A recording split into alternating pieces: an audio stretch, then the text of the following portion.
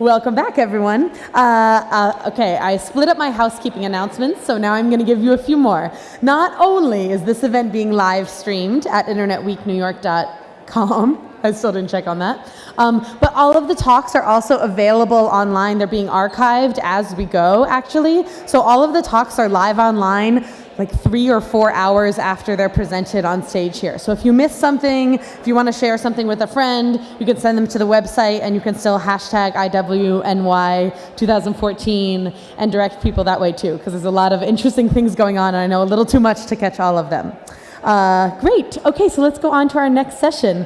Very excited to introduce New York City Deputy Mayor for Housing and Economic Development, Alicia Glen, as well as Andrew McLaughlin, BetaWorks partner and former United States Deputy Chief Technology Officer. They're going to be having a conversation about de Blasio administration's plans to support and grow New York City's technology ecosystem. So let's welcome Alicia and Andrew. Cool about it. She's getting out of the New York. Am I? Now you're broadcasting. Okay. We found it. We're here. It's a massive audience. So good morning, everybody. So Fireside chat. So Deputy Mayor Glenn, what is the right form of address for a deputy mayor? How about Alicia? Alicia will do just fine. Yes. When I was in the White House, I was also a deputy, and I thought Your Excellency would be the right form of address, but Queen has a certain. Never took off. Yeah, I don't know. I'll take Alicia. So how's it been? You're a newcomer to government.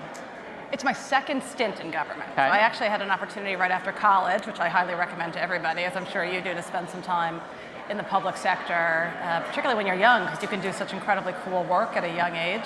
And so I had an opportunity to work in government, then I went into the private sector, and now I'm back. So does it feel different this time around? Completely different. Not just from the level, but the way government functions, would you say is different? I think the way government functions is really changed a lot. I mean, when I was in government 15 years ago, I mean, we were literally using a WANG computer to run some of our tax programs. And was it still there waiting for you when you got back? Can I tell you something really scary? There are still 2 WANGs in one agency in city government where when something breaks, they actually have to go on eBay to find a part. Now, that is not, of course, the way New York City government and this administration is working or going to continue to work, but there are these vestiges of how far we've come, in the past 15 years. It's amazing. Yeah, when I got into the federal government, we discovered that the State Department's visa system still runs on MS-DOS. Do you remember those blue screens? Oh my God, of course I do. Yeah. Okay, we're dating ourselves with this crowd here, I'm sure. All right, so let's talk a little bit about New York City and the tech industry here. So one of the kind of storylines about New York over the last 5 years, roughly, has been the rise of Silicon Alley to be a really viable kind of alternative to Silicon Valley for tech startups and for tech talent and so forth. I know that in your broad purview comes economic development for the city of New York. Can you tell us a little bit about how you think about tech? What does tech mean for your project? Sure. I mean, first, lately I've been thinking a lot about this whole notion of being Silicon Alley and how in some ways that's so diminutive around what's really going on here, right? And Silicon Alley was a term that was coined probably 10 years ago? 98, maybe? 98, 15 years ago. And, in our view, we have so gone beyond Silicon Alley that I actually think that what we are now is really a technopolis. And probably America's technopolis when you look at the degree to which technology has become integral to not just our economy and the way we run government, but really how it has infiltrated in a very positive way almost every industry that has been in New York historically and that is growing in New York. So I think our view is that there's the sort of broad tech ecosystem, which includes more traditional tech companies, but that where New York has really the most tremendous advantage is that people want to be part of a broader set of companies and cultural institutions and neighborhoods that are naturally really part of the kind of innovation that technology brings. So for us, it's less about competing directly for the kinds of tech companies that would be more traditionally located in Silicon Valley, but thinking about what are our natural advantages and how is every single company in New York essentially becoming, at least in part, a technology company, and that's our strength, right? Because we have such an extraordinarily diverse economy that I think folks who are interested in technology have much more opportunity here because of the diversity of the underlying sectors. I also think, and maybe it's because I'm a born and bred New Yorker and so I'm quite biased, that there is something fundamental about being in a dense urban environment that has much more diversity that really is what kids today want to be part of. There's a sort of palpable energy around creativity and innovation and being able to apply your technology skills, again, whether it's in the fashion industry, in the food manufacturing industry, in digital media, or in more traditional tech, that is making this place be the place that people want to be. So for our administration, it's all about making sure that we have created an environment for growth for the existing companies and that people want to come here and stay here and build their companies. All right, so I run a tech company and I'm constantly trying to hire and it's a huge headache. Can I tell you some of my headaches and sure. tell me how That's what we want to hear. We want to hear the headaches. Yeah. Yep, tell me the headaches. So the biggest issue that we have in New York, I think, is that we don't have the depth of technical talent that is out in the Bay Area.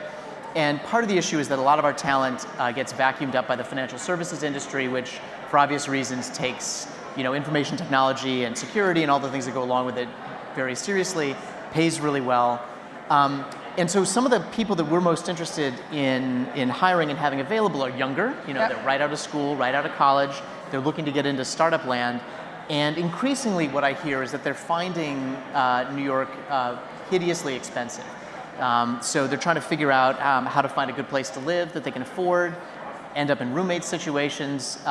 Once they get older and they think about having kids, they think about all the costs that go along with it. Can you talk a little bit about affordability in the city of New York and where that falls? Well, you actually raised, I think, three separate but interconnected issues, right? One is, to what extent are we doing anything about creating talent pipelines for the kinds of skills that companies like yours need? And to what extent can we make that more our own homegrown talent, rather than just relying on trying to compete for kids across the country, but actually seeing this as an amazing opportunity to take the kids who are in New York and starting at a much younger age, and whether that's starting really as early as our pre-K programs and then some of the things we're doing in the CTE schools or the STEM programs, and beginning to build that talent pipeline indigenously so that by the time they get out of some of the really exciting work that's being done at CUNY or Columbia or Cornell Technion or any of the great institutions we have here, that they're already here and so they're committed to New York and then they want to stay and work in New York.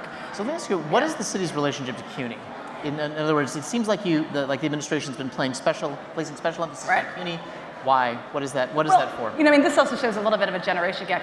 For multiple generations and for many years, the CUNY system has always been a place where really top talent and New Yorkers have gone to get a world-class education and really have been the feeder of many of the great companies that have been in New York for 100 years. And so for a period of time, I think CUNY was sort of stigmatized as a public university where there was not a lot of investment in their curricula and in their facilities. And over the past couple of years, and particularly with our administration, we are spending more money on CUNY to make sure that their programs and their curricula are directly responsive to the needs of companies and employers today. So we like to say, it doesn't help to teach people how to fix typewriters if nobody's making typewriters. So in order to understand what you should be teaching in our public universities, we need to have a very real-time feedback loop from employers today so that we can be teaching kids the skills they need. And the great thing about investing in CUNY is we have tremendous talent coming from the diversity of the kids coming out of the public school system. And if they can get 2-year and 4-year degrees with specific skills that your crew is looking for, then we are just increasing the pie overall, but also making sure that a higher percentage of the people in the tech workforce are coming from New York. So we're very focused on doubling down our investments in CUNY and making sure that CUNY is much more nimble in terms of their relationship with the private sector. And it's not just CUNY. We're obviously doing it with Cornell Technion, with New York Tech, with NYU, and Columbia has some wonderful programs too. So we're really looking at the entire education system and seeing where we can get more tech education. On the affordability issue, I think we are very focused on the fact that we don't have enough affordable housing, period. And what affordable housing means is really, are you rent burdened, right? Typically, people have always thought of affordable housing as a low-income problem. And it is a huge income and low-income problem, but it's also about how much percentage of, what percentage of your income are you spending on your rent. And now more than 50% of New Yorkers are spending more than 50% of their income on rent, and so they're technically rent burdened. Wow. So we have a serious affordability crisis in New York, and so the mayor has obviously made affordable housing really his number one or number two priority. And so just in the past week or two, we launched our Housing New York plan, which will build or preserve 200,000 units of affordable housing, and that includes middle income housing. For the first time, really an emphasis on understanding that this crisis is both at the middle income end and for very low income people. But we also have to build a lot of just regular housing in order to keep up with our growth. We're projected to hit 9 million people within the next few decades. And so we really need to be building, probably 400,000 or 500,000 units of housing over the next couple of decades to keep up with demand. So we're investing our own money in the affordable housing program. We are improving our systems so that we can streamline development for developers. And the mayor's been also very clear that, we have to become a denser city and really embrace density so that we can accommodate the number of people who want to stay and live here. And, again, as an urbanist, in my view, density is generally a positive thing because it can support all of this innovation, all this creativity in a way that, you can't necessarily find when you live in the suburbs. I live in Brooklyn. What can we do to help Manhattan? The tech industry is doing so well in Brooklyn right now. What can we do for the inner? This is a failed joke. I was just kind of. Yeah. Everybody always talks about the outer boroughs. I'm just thinking maybe we got to turn that thing upside down, especially given who our mayor is. Right. So everybody talks about the outer boroughs. And I know I've seen you focusing some attention on Queens. Can you talk a little bit about Queens, Bronx, Staten Island? Like what is a kind of a tech-friendly agenda look like in those boroughs? Right. Well, look, we don't think that Brooklyn's done. Let's be honest, right? Brooklyn, what's going on in downtown Brooklyn, what's going on in Dumbo, what's going on in places like Williamsburg, where we just approved the Domino transaction, which is going to be really, I think, a model for a true mixed-use project where you're going to have not just fabulous mixed income housing, but also 500,000 feet of space that will be for creative innovation and step out space for a lot of the incubators who are now having trouble finding where they're going to go next.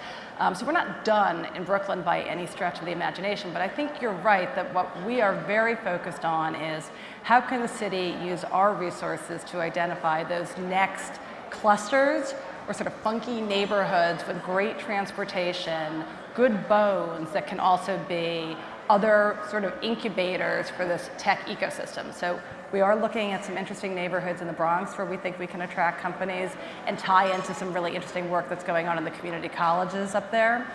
We are very focused, and it's true, Staten Island's going to get hot. I'm telling you right now, Staten Island is going to be very, very cool. What's going on the North Shore of Staten Island is fantastic. There's going to be a tech corridor there, fantastic food, great views. It's a great unknown part of New York. People should go. Our DevOps guy is from graduate of Staten Island College. Yeah. It's fantastic. Yeah. It's so good. Yeah, and so, and there's just this general consensus even amongst, politicians who don't normally hang out together. The borough president of Staten Island calls me every day and says, we are fundamentally committed to figuring out how we can put our resources together, right in the North Shore where you get off the ferry, where there's great access to transit. We have a lot of interesting underutilized buildings that sort of really lend themselves to the kind of funky adaptive reuse that a lot of the creatives want to be in. So it's a little bit of a mental leap to get to Staten Island for some folks, but I think between the indigenous talent there, and the fact that what I love about people who are innovators and disruptors is that they'll be the first movers, right? They'll be the prime movers. And so Staten Island, parts of the Bronx, again, so well served by transit and near good food, right? It's all about food. And that's why Queens is also going to be an amazing play for us, because when you look at really how people are going to live and work and walk and bike and sort of create these clusters of live-work, we think we can really develop a real five-borough strategy. So one of the things that was really striking in the Bloomberg years was that over the course of 12 years, in the tech world, we felt like we really got to know their people well. So your new administration, the fact that you're here, I think is terrific. Let's check the quick kind of like scorecard. You've hired a head for the Department of IT and Telecommunications. Yep. And she's starting, I think, this week. I think This is her first week. That's great. This is her first week. That's a key How, hire. how good karma, right? Internet week. Yeah, no, that's good. All good. She's got a great track record. She's done really good work at the state level, and I think she seems like an enormously solid hire for that position. One of the things that the Bloomberg administration never got around to was hiring a CTO for the city. In other words, more of a strategic thinker rather than an operational thinker. Any update on that? Is that still in the cards? Is it something the mayor's thinking about? It's definitely in the cards, and I think many of the people in the administration who are working on these issues, I think, have been here this week and trying to help give the sector in general an understanding as to who's doing what, right? Because technology has become a very multifaceted industry. So from my work, it's mostly about how can I work with tech companies to make sure they have the space they need, the talent that they need from the workforce development side. But then there's the folks who clearly need to understand what are we doing on broadband infrastructure, how are we thinking about being innovators and running pilots so that we can have a more universal access to broadband infrastructure, and that cuts across a gazillion agencies, right? And one of the problems that regular people have with dealing with government is who do I go to, right? Who is in charge of which piece of this very complicated set of issues? So I think that our feeling is between the Do It Commissioner, having somebody really leading the broadband infrastructure efforts at City Hall, the work my team is doing on the tech sector from a financing, business development, and real estate perspective, we still are going to think about whether or not a person who is a CTO would make sense to tie a lot of these themes together. So I think we're aware that there is a need for people to be able to put together a narrative around how all of these things interconnect. So it's definitely on the agenda. Yeah, I mean, it's to me, it's sort of pointless to be overly formalistic about it, in the sense that a lot of cities have different kinds of titles for this sort of person. In Boston and Philadelphia, they have something called the Mayor's Office of New Urban Mechanics, and that's like a notion that I quite like, but it's not a CTO, rather it's kind of like an innovation office. San Francisco has a CTO, Chicago has a chief data officer. It doesn't really matter what you call it, but I think from the tech sector, it would be great to see somebody thinking strategically about not just the development of the sector alone or the use of technology in city government alone, but really bringing it like together. where there's, because that's where you get the really cool stuff. Yeah, no, and I think you're right. I think part of, one of the things that is good about being in the beginning of a new administration is that we're not set in our ways, right? And part of what we're trying to do is establish this dialogue to understand how can we best serve both the industry but also the citizens of New York so that we can be the most technologically forward city. And I think, as you point out, there are a lot of different models. And so again, this is part of this week has been to establish those connections and that dialogue. Because we may not get it right the first time, and we're open to constructive criticism and ideas about how to structure it better so that people feel they're getting what they want. Yep. Let's talk a little bit about the use of technology in city government. Wang computers aside, New York for a while now has been one of the more forward-thinking cities when it comes to using technology. New York pioneered 311. We've got some open data initiatives from the last decade that have been sort of pioneering. The Big Apps competition is one. So let me hone in on two things. Okay. One is that Mayor de Blasio has kicked off a new Big Apps competition around Vision Zero. Maybe you can say a few words about that. And the second is the Payphones initiative, which is one of the things the city, early moves of this administration was to say, we want to do something genuinely innovative with payphones and not simply re-up the contract for coin-operated dial service, but do something new. So can you double down on those two things? Yeah, I think those are two good examples of early initiatives to show that we're serious about trying to do something innovative. On the payphone thing, I think it's really exciting. Who in this room has even used a payphone in the past 5 years? I don't even know how many work, So I think that the idea of being creative about using existing, where nerds would say street furniture, it's already there, right? And we already have access to that hardware and that street furniture, so it makes it somewhat easier for us as a city from all the complexities around installing various types of technologies around the city. So I think it's incredibly clever to use our existing assets and reposition them to be a more effective tool for people to have access to the internet. So I think that's really exciting, and it'll be interesting to see what kind of responses we get from that. On the big apps thing, I think it's fantastic that we can really use all of the data. I mean, the city is an amazing amount of data about a lot of things, from the sublime to the ridiculous, and really fascinating demographic data and all sorts of things that when you unleash the power of the creative class, and not just techies, but just regular citizens of New York, to think about how they can use that data to create applications that will be beneficial to everybody, either from a civic engagement point of view or to commercialize them. Right? I mean, it's also an amazing opportunity for people to get access to our data, to then be entrepreneurs. So I was, somebody was talking to me the other day about Poncho, which is this wonderful app that will tell you whether or not you have to move your car to the other side of the street, which is like a big topic in my household. We used to cut out of the New York Times in paper and put it on our bulletin board, what are the days of the, what's the obscure holidays? And now my kids have that on their iPhone. And that's a function of being able to have access to the kind of information that the city wants to make available to people, and the amount of creativity, I think, that we're gonna find from people having access to that data. I don't think we can even begin to imagine what kinds of applications will come from that. And I love the fact that it's really about transparency in government, but then using it in an entrepreneurial and innovative way to make the experience of living in New York better, and hopefully maybe we'll make a billionaire out of something that comes out of that. I got to tell you, Poncho is a BetaWorks company, so I share that vision in a very direct way. Good. So one of the concerns I think I have is I see other cities starting to lap New York, right? Mm-hmm. So if you go to San Francisco, there's a city mobile app.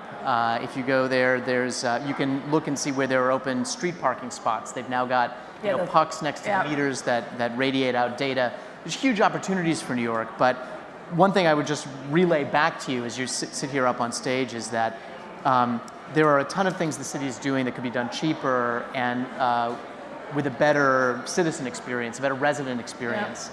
I hope from the perspective of the tech sector, we can work with the administration to make some of them happen. One really cool payphone thing that happened a couple years ago, 2 years ago, last year actually, was the New Museum did a thing around 1993, sort of what was going on in New York in 1993. It was a little like a retrospective. What they did was they had an 800 number that you could call from any payphone, but only from payphones. And you would get a message telling you something about the intersection where you were, and a building that, I don't know, Sonic Youth was like, using to record. Now we're dating ourselves, really. Yeah. Very cool. So if anybody has questions for the audience, you should raise your hands. The acoustics in here are so really bad, hideous that I'm just going to assume that it's a failed endeavor, but go for it. What the hell? And we'll try our best to hear.